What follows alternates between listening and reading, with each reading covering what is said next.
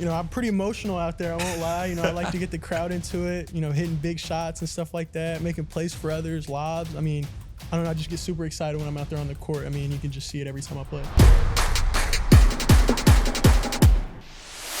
This is the Pitino Show, hosted by Richard Pitino and Paul Fritschner, presented by Deer Park Roofing. Welcome into another episode of the Pitino Show presented by Deer Park Roofing. I'm Paul Fritschner alongside the head coach of the Xavier Musketeers, Richard Pitino, over to my left.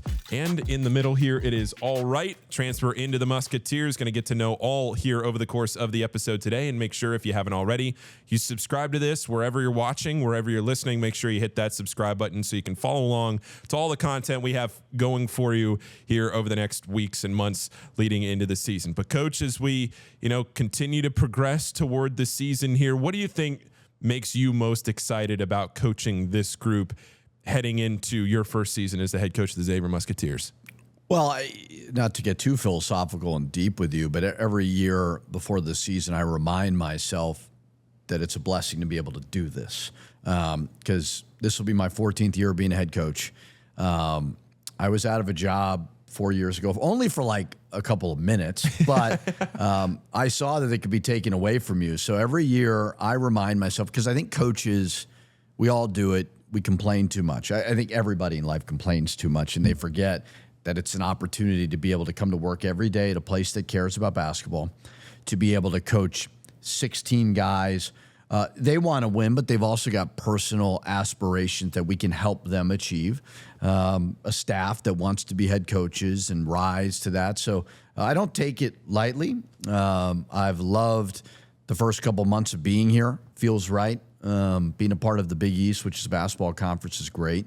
And to be working around really good people every day is fun.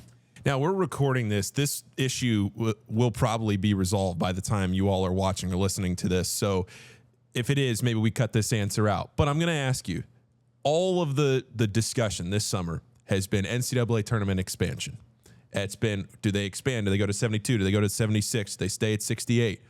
You have any thoughts on what the NCAA tournament should or shouldn't do? Gun to my head, I would say don't change it.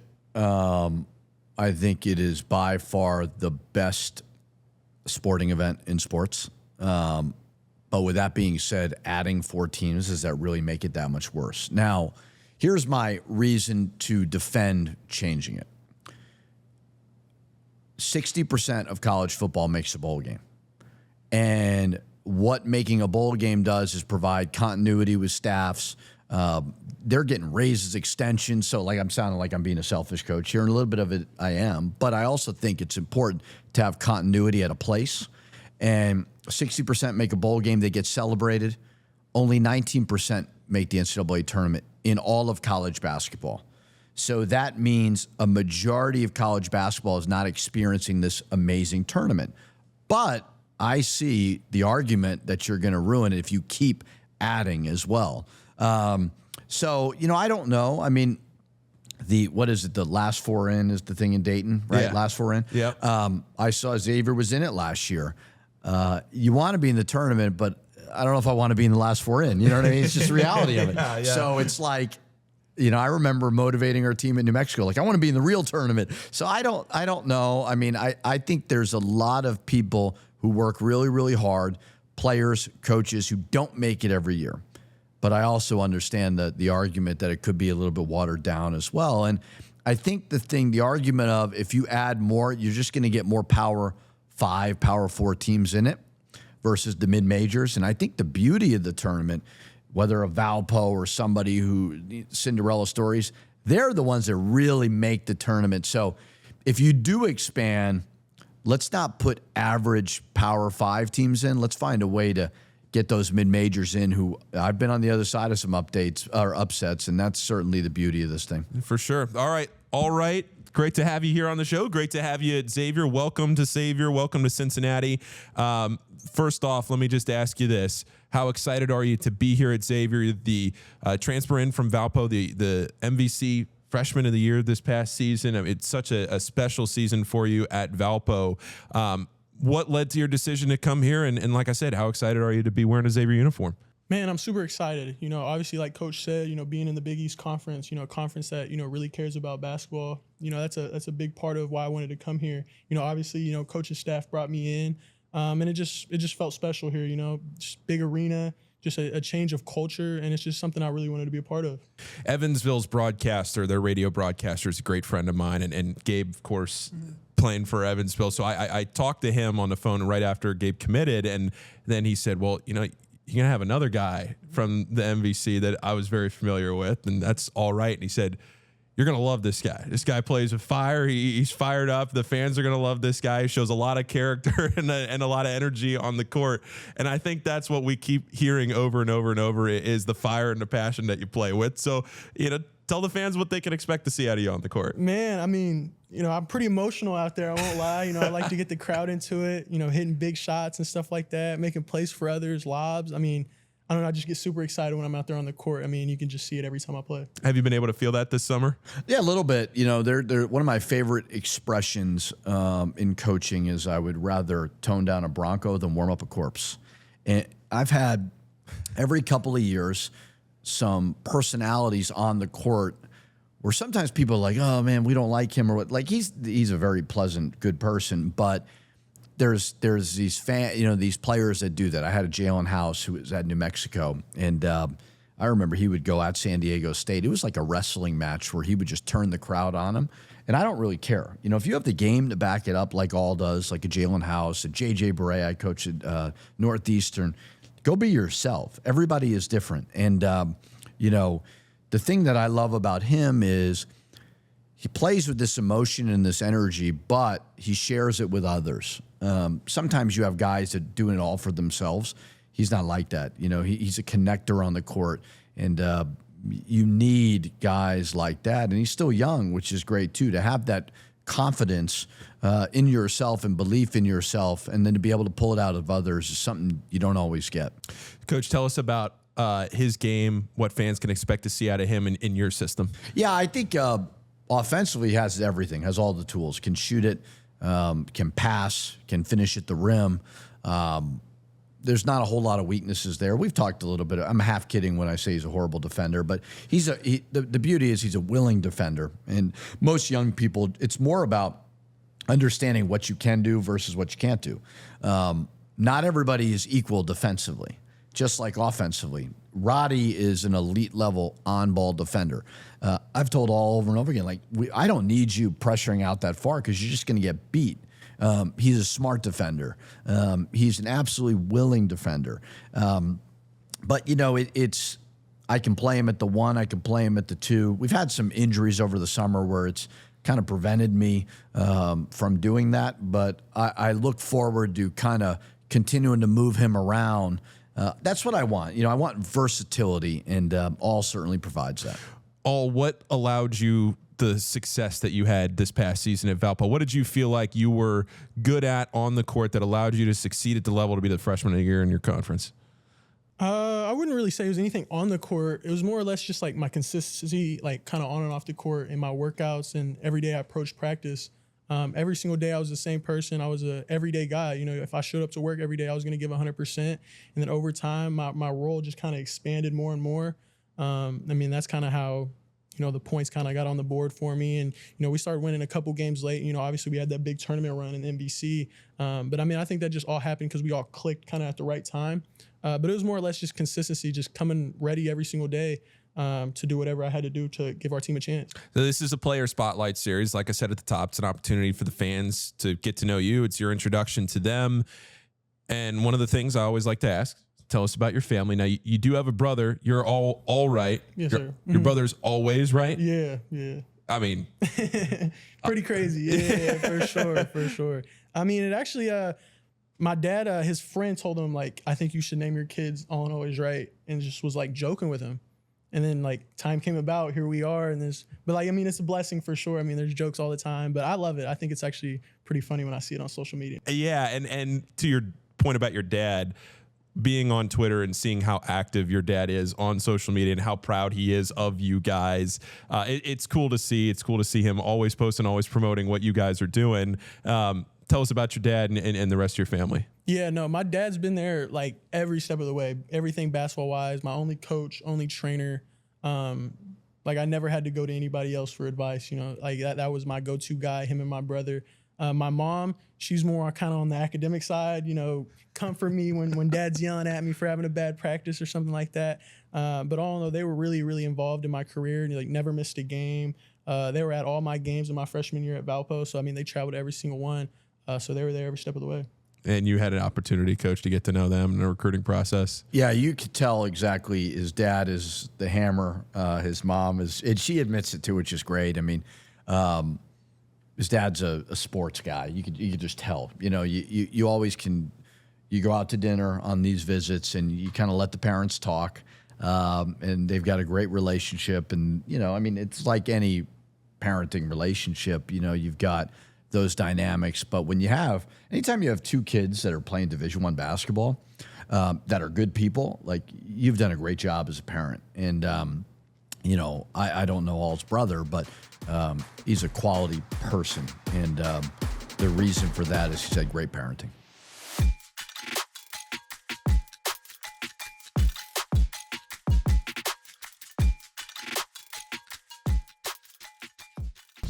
Deer Park Roofing has been providing elite service for homes and businesses since 1996 and leads the industry in professionalism, quality, and responsiveness. So whether your needs are residential or commercial, Deer Park can handle any job and ensure it's done right. Deer Park's motto is, protect what's important. And what's important to you is important to Deer Park Roofing. Visit deerparkroofing.com today. deerparkroofing.com. A Fifth Third Better means we give 166.7%. Who's a good boy, Parson? I am good boy. That's right. And why? Because I bank a Fifth Third Better. Wait, what? 5/3 equals 166.7%, so they put 166.7% into everything they do. Okay, what is happening? I'll tell you what's happening. Free checking, no hidden fees, and identity theft protection. Now, let's get rid of Cat, please. What? This is banking a Fifth Third Better.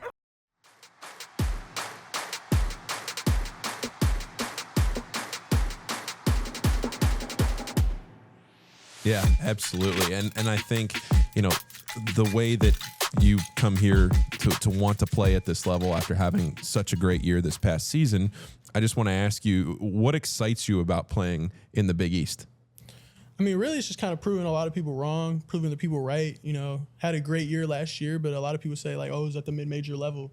Coming to this level, I feel like it's a chance to prove myself again. Don't want to be content. I just want to continue to grow on what I've, already been creating. What have been your early impressions of the city of Cincinnati? You're a Midwest guy. We talked to Trey Carroll, and Florida guy through and through. Now he comes up here to the Midwest. You played at Valpo. You're familiar with the Midwest, so. No, I think it's great. I actually love Cincinnati. I've been to a couple Reds games, like super calm vibe. I mean, it's like a city vibe, but it's not too much of the city, not too much going on. So I think it's kind of perfect for me to not be doing too much, you know what I'm saying? And you can also stay focused, being at Xavier, small school, always being here in Cintas is like a really good community for me to be around. Yeah. Baseball fan? A little bit, yeah. I'm not too much in the stats and everything, but I love to go, get a hot dog and everything. It's fun to go chill at the games. Yeah. All right. There we go. Progressing. Yeah, we'll get progressing there. a little bit for sure. Can't wait for the Bengals games, though. Yeah? Yeah, that'll be fun. Big football fan? Yeah, football fan. I love football. Are the Bengals... I'm actually a Browns fan, so Cincinnati. Yeah, his dad was. They were all a lot of talk about the Browns. Yeah, on the visit, we're like, we're gonna have to fix that. Well, I mean, that's that's how that goes. At least you get to see the Browns come down for here. Sure, yeah, same division, so it would be home and away. Absolutely. Tell us about growing up, your love for the game, and kind of what it means to you to now be able to see yourself playing at this level. I mean, man, it means a lot. I've definitely dreamed about playing Division I basketball. I mean, since I was a kid. I mean, grew up every day. I don't remember a time where I wasn't going to the YMCA after school and practicing with my dad and my brother. So, I mean, being that dedicated to it, I almost felt like I had no choice but to make it, And, when the time came about to go Division I, especially my first year at Valpo, I was definitely super excited. Coach, what stood out to you about his game from this past season? Confidence. Yeah. I mean, I think the first thing you do is you pull up all of his clips, and whether it was in the conference tournament, just the will to win. You could tell he cares about winning. You could tell that I love what he said about I think too many people are emotionally high and low. Like, he's the same every day. And that consistency is what really matters in all of this. It's not like this one rah-rah speech. It's not like this one amazing practice. Like, it's just being the same every single day and approaching your job that way. But I just think, you know, he's got a chip on his shoulder and he wants to prove himself. I'm like that a little bit. You know, I don't know if I want to prove doubters wrong. Like, I don't care what people necessarily think about me. They don't really motivate me. People that I don't know don't motivate me. But I want to show that I can win at this level. You know, I mean, I won at, I don't know if the Mountain West is a mid-major. I think it's like a high mid-major. It's right there. But, you know, I want to win at the highest level. And there's no better spotlight and no better stage than to do that in the Big East. And I think All has a great desire to do that.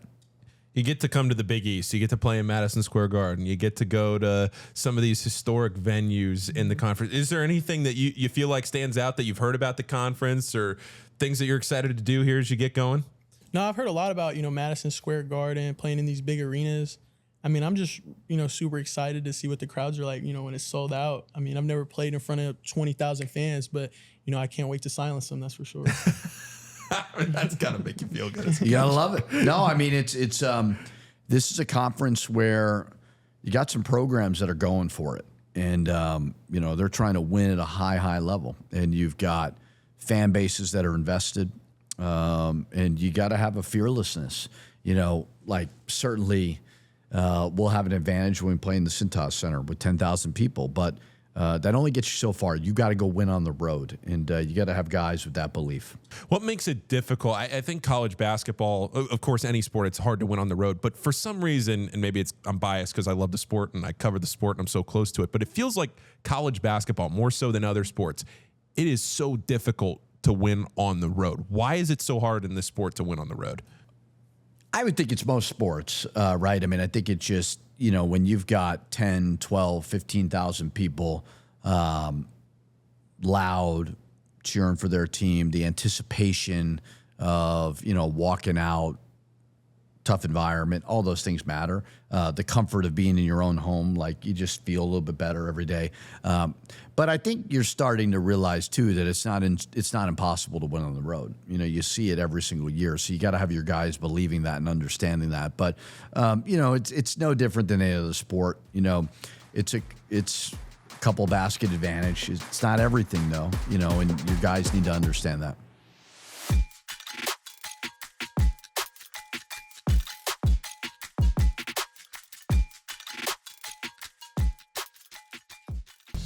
Deer Park Roofing has been providing elite service for homes and businesses since 1996 and leads the industry in professionalism, quality, and responsiveness. So whether your needs are residential or commercial, Deer Park can handle any job and ensure it's done right. Deer Park's motto is, protect what's important. And what's important to you is important to Deer Park Roofing. Visit deerparkroofing.com today. deerparkroofing.com.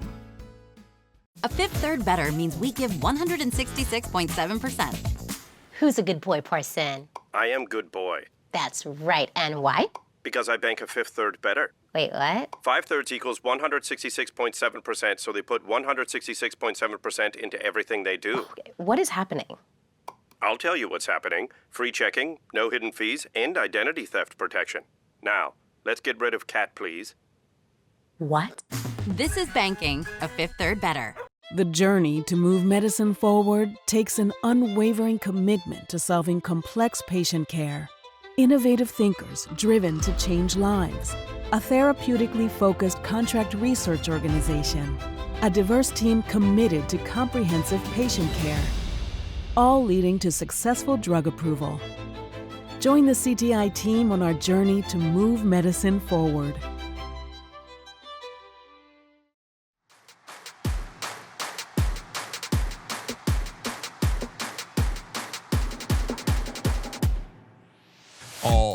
we talk in sports a lot about players that are motivated by the fans at your home venue that are behind you, and then when you go on the road, the fans that are 15,000 strong against you. Sure. And I think you're one of those guys that are motivated, of course, by your home fans. You love the home fans, obviously, but you strike me as a guy that is very motivated by the 15,000 that are against you.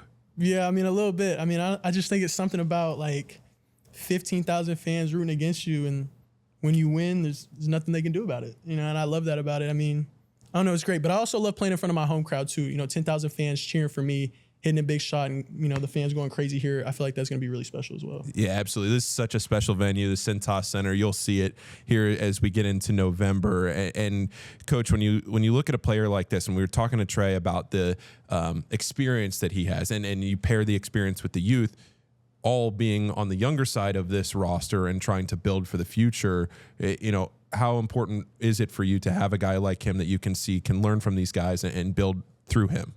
Yeah, I think you want to have a blend on a team. You know, you want to have some older guys, some younger guys. Like if I had 14 fifth-year seniors, like not everybody's going to be happy. You know, and it's I don't know if my job is to make everybody happy, but my job is to kind of define where we're trying to go and get those people to understand what it's going to take to go there.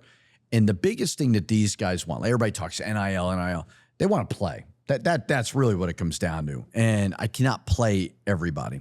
And when you got a young guy who played in the Missouri Valley, you know, obviously had a really good year, I don't want his role to change. You know, I want him to walk in here and believe that he can do it. Now, the setting is going to change. The conference is going to change and all those things. But he's got some older guys who he can learn from. Roddy is experienced. Malik is experienced. Isaiah Walker is experienced. All different experiences. Doesn't mean like he doesn't know what he's doing. But, you know, I think as a young person, my first year in this business, I thought, I don't need experience. Experience is the best teacher for all of us. And I know he's willing to listen. He wants to hear about what others have to do. And it's not necessarily like on the court. It could be off the court. What's your routine? What are you doing? You know, what time are you going to bed at night? All those little things. Like as a coach, they only want to hear so much from me. Hearing it from their peers is way more impactful. Sure. You played in the Missouri Valley, I already mentioned it, alongside Gabriel Pizzato at Evansville. So now you guys are on the same team, and you were neck and neck right there for freshman of the year in the conference. But two of the best freshmen in that conference, and both playing with an edge, a style, a very fun style, I think, to watch. What have you guys talked about, you know, now that you're on the same team, the same year in the conference? No, we definitely talked about kind of that freshman of the year race and that kind of competition we had. Me and Gabe definitely did not like each other when we were playing against each other. I mean, we talked about that. But when he committed and he saw that I was committed here, I mean, we were ecstatic about it. I mean, I couldn't wait to come play with Gabe, just knowing his fieriness, you know, his explosiveness to the rim. I mean, he can score the ball as well. And I was just super excited to play alongside a guy who has that fire and has that energy and that will to win. Was there something to you, Coach, that stuck out about the Missouri Valley? Or was it just that these were the two players that you wanted it was more just coincidence. But we did know from calling around in that conference, it was neck and neck with them for freshman of the year. I think Gabe had a back issue or something there. He missed some games.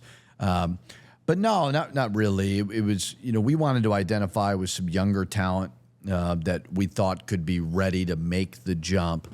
And both of these guys, very similar in the sense of great belief in themselves, play with some fire, play with some spirit on the court. You know, Gabe's kind of been off and on with some injuries this summer. We're all, knock on wood, has been way more available. But very, very excited about both of them. Tell us a little bit about, you know, growing up. You've already talked about your brother, your family, but, you know, your initial love for the game and how it's translated here to playing.